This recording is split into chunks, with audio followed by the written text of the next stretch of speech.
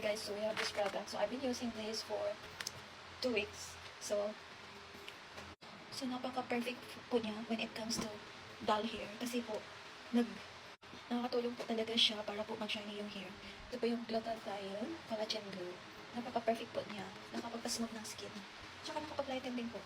For brighter skin and smooth hair. Tapos ayun o, umaba talaga yung hair ko. At saka, no need na po maglagay ng kung ano-ano. Basta you need to feed your body with this gummies. Napakasarap po niya. Hindi ka na po magastos ng malaki para po magpaano ng hair mo. Kasi nakatulong talaga siya sa hair at saka sa skin. Nakapag-brighten po siya ng skin. Ayun guys. Ayan.